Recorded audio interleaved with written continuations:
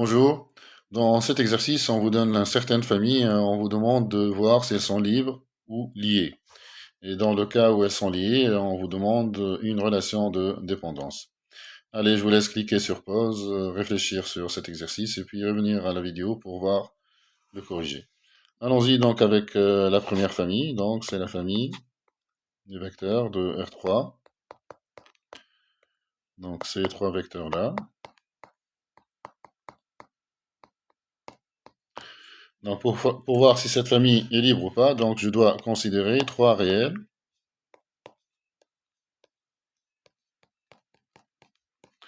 tels que A fois le premier vecteur, plus B fois le deuxième, plus C fois le troisième, soit égal au 0 de R3, on est dans R3, le 0 de R3 c'est le triplet 0, 0, 0. Et donc ça c'est équivalent à un système de trois équations. Donc sur la première composante on aura 2A plus B moins 2C qui est égal à 0. Sur la deuxième on aura 2A plus 3B plus C qui est égal à 0. Et sur la troisième composante, on aura A plus B plus 3C qui est égal à 0. Donc on va résoudre ce système. On va faire deuxième ligne moins première ligne. Donc on aura 2B plus 3C qui est égal à 0. On va faire deuxième ligne moins 2 fois la troisième ligne, donc pour éliminer le A. Donc L2 moins 2L3. Donc j'aurai B et C moins 6C, donc moins 5C est égal à 0. Et puis je garde la dernière équation. Voilà, donc je vais maintenant exploiter les deux premières équations. Je vais faire L1 moins 2, L2. Donc j'aurai des B qui vont partir et j'aurai donc 3C plus 10C, donc ça fait 13C qui est égal à 0. Donc C est égal à 0. Mais si C est égal à 0, ça implique que B est égal à 0. Et donc B et C sont nuls, donc ça implique que A est égal à 0. Donc voilà, A égale à B égale à C égale à 0. Donc la famille est une famille libre. Donc la famille, je vais appeler U, V, W ces vecteurs-là.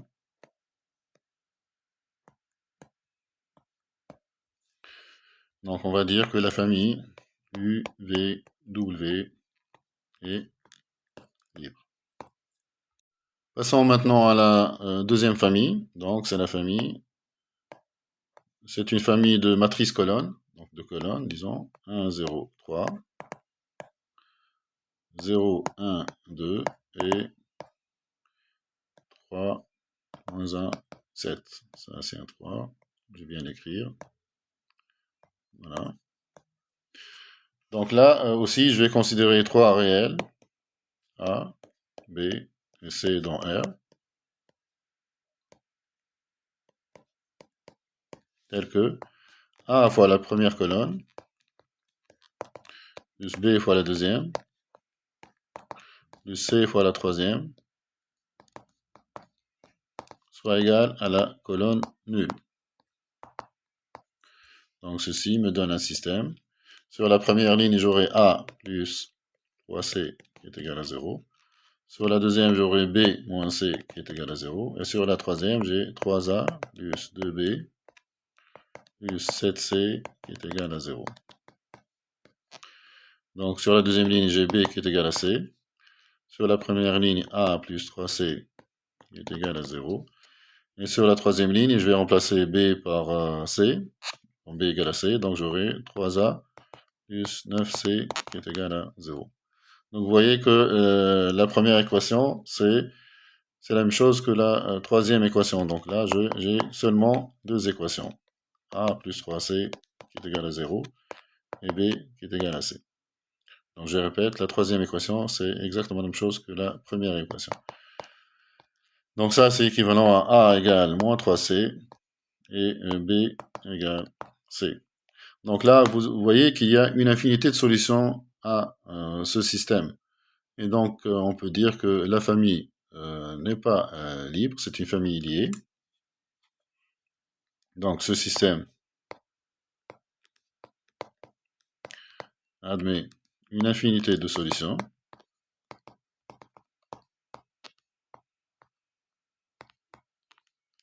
Donc la famille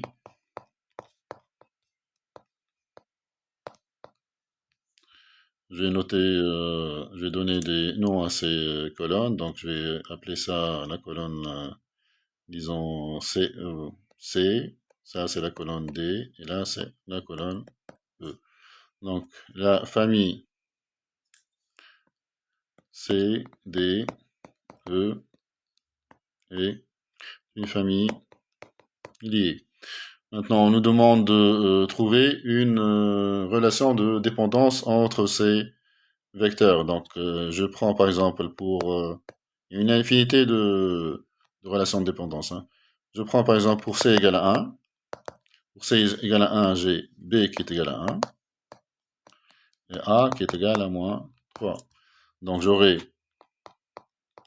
moins 3 fois la première colonne, plus B fois la deuxième, c'est-à-dire plus D, plus 1 fois la troisième, plus E, qui est égal à 0. Donc voilà la relation de dépendance entre ces trois colonnes. Passons maintenant à la famille suivante. Donc c'est une famille de fonctions. Donc la famille, c'est la fonction qui a x associe 1. Ensuite, c'est la fonction qui a x associe exponentielle x. Et ainsi de suite, jusqu'à la famille qui a x associe exponentielle nx. Donc là, on a une famille de fonctions. Donc n appartient à n étoile. Donc n est supérieur ou égal à 1. Donc on va montrer que, je vais vous proposer de montrer que cette famille est libre. Pour cela, je vais raisonner par récurrence sur n. Donc raisonnons par récurrence sur n. Donc pour démarrer la récurrence, donc pour n égale à 1, qu'est-ce que j'ai? Donc on va montrer que la famille formée de ces deux fonctions, je vais montrer que cette famille est libre. Donc pour cela, je vais considérer alpha 0, alpha 1, tel que alpha 0 fois la première fonction, c'est-à-dire alpha 0 fois 1, plus alpha 1 fois la deuxième fonction, c'est-à-dire alpha 1 fois exponentielle x. Je suppose que ça, c'est égal à 0, quel que soit x dans R. Donc voilà ce qu'on doit supposer. Donc si j'ai ça qui est égal à 0, quel que soit x dans R, si on dérive cette fonction, la fonction qui est là, donc la dérivée de alpha 0, c'est égal à 0, et puis la dérivée de alpha 1 exponentielle x, c'est alpha 1 exponentielle x. Puisque c'est la fonction nulle, sa dérivée, c'est égal à 0. Donc on trouve que alpha 1 exponentielle x est égal à 0, quel que soit x dans R. Et ceci implique que alpha 1 est égal à 0. Donc je reviens à cette égalité. Alpha 1 est égal à 0, ça implique que alpha 0 est égal à 0 aussi. Donc la famille formée de deux fonctions, la première fonction, c'est la fonction qui est x associe 1, et la deuxième fonction qui a x exponentielle, associe exponentielle x, est une famille libre. Donc on suppose que c'est vrai jusqu'à n, donc supposons que la famille, cette famille-là, jusqu'à n, donc cette famille de fonctions, est libre, et montrant que la famille qui va jusqu'à n plus 1, c'est-à-dire la première c'est x associe 1, la deuxième x associe exponentielle x, l'avant-dernière x associe exponentielle nx, et la dernière c'est la fonction qui a x associe exponentielle n plus 1, x. Donc montrant que cette famille est libre. Donc pour cela, je considère des réels alpha 0, alpha 1, jusqu'à alpha n plus 1, tel que alpha 0 fois la première fonction, donc alpha 0 fois 1, plus alpha 1 fois exponentielle x, plus alpha n exponentielle nx, et la dernière c'est alpha n plus 1, alpha n plus 1, exponentielle n plus 1, x. Je suppose que ça, c'est égal à 0, quel que soit x dans R. Donc, voilà, donc ça me donne ça. Maintenant, si on dérive, dérivons cette égalité. Donc, la dérivée de alpha 0, c'est 0. La dérivée de alpha 1 exponentielle x, c'est alpha 1 exponentielle x. Après, je dérive alpha 2 exponentielle de x, ça me donne 2 alpha 2 exponentielle de x. Ainsi de suite. Là, j'ai n alpha n exponentielle nx, et je finis par n plus 1, alpha n plus 1, exponentielle n plus 1, x. Donc cette fonction, la fonction qui est là est nulle, donc cette dérivée est nulle, et ce, quel que soit x dans R. Maintenant, on va diviser par exponentielle x. Je vais diviser cette, cette égalité, donc divisons cette égalité par exponentielle x. Donc on aura quoi? On aura alpha 1 plus 2 alpha 2 exponentielle x, plus la dernière, ou le dernier coefficient, c'est n plus 1, alpha n plus 1. Je divise exponentielle n plus 1, x par exponentielle x, ça me donne exponentielle nx plus x moins x, donc exponentielle nx. Donc voilà ce qu'on obtient en divisant par exponentielle x. Et donc là, je reviens à la famille de l'hypothèse de récurrence. Donc j'ai supposé que, à l'hypothèse de récurrence, j'ai supposé que cette famille est libre. Donc la famille qui est là est libre. Mais là, qu'est-ce que j'ai? J'ai justement une combinaison linéaire nulle de cette famille-là. Donc ça, c'est nul, quel que soit x. Donc ça implique que alpha 1 est égal à 2 alpha 2, égal à 3 alpha 3, égal à n alpha n, égal à n plus 1, alpha n plus 1. Et donc tout ça, c'est égal à 0. Et donc ça implique que alpha 1 égale alpha 2, égale à alpha n, égale à alpha n plus 1, égale à 0. Donc, tous les alpha i sont nuls à partir de 1 dans cette égalité. Donc, il reste quoi? Il reste le alpha 0. Donc, je reviens à cette égalité.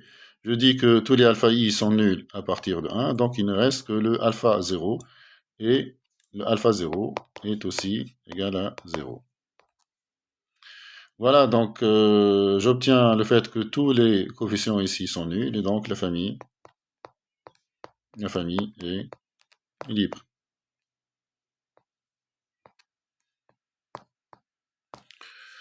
Voilà, donc on a supposé que la famille de n fonctions est libre. On a montré que la famille de n plus, ou ici c'est, non c'est pas une fonction, c'est, donc dans l'hypothèse de récurrence, on a supposé donc que cette famille est libre. Cette famille contient n plus une fonction. Hein.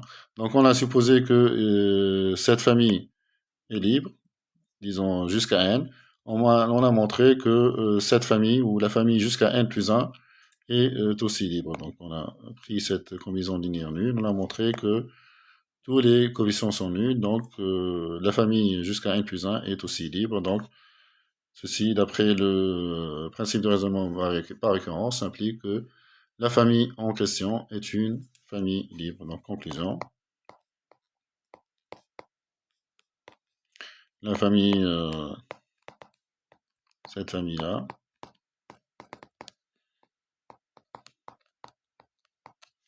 est une famille libre. Voilà donc pour cette famille. Passons à la famille suivante. C'est une famille de 3 suites. U, V, W. Donc ce sont trois suites avec UN qui est égal à 1, quel que soit n, Vn qui est égal à 2 puissance n, quel que soit n, et Wn qui est égal à 3 puissance n, et ce, quel que soit n dans n.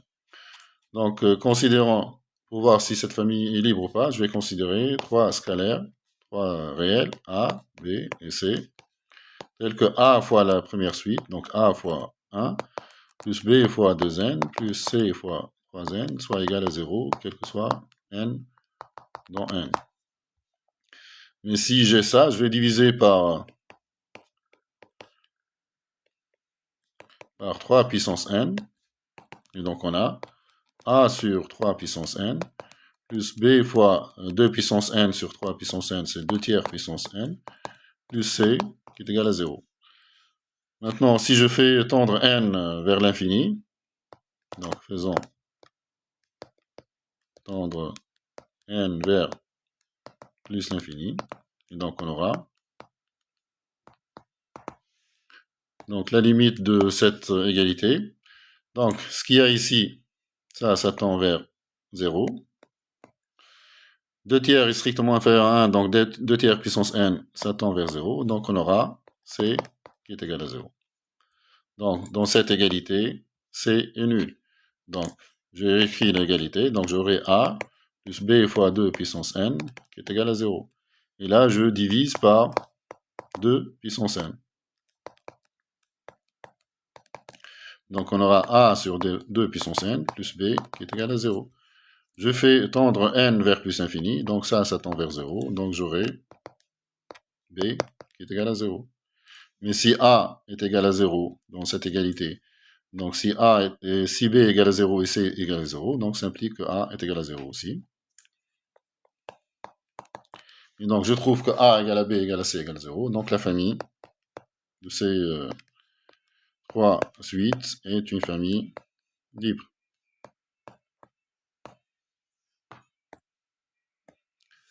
Passons à la dernière famille. La dernière famille, c'est une famille de polynômes. Donc c'est la famille de trois polynômes, x-1 fois x-2, x-1 fois x-3, et enfin x-2 fois x-3. Donc là aussi, on va montrer que cette famille est libre, donc je vais considérer trois réels A, B et C dans R, tels que A fois le premier polynôme, plus B fois le deuxième, plus C fois le troisième, soit égal au polynôme nul. Donc cette égalité est vraie quel que soit x, en particulier pour x égale 1.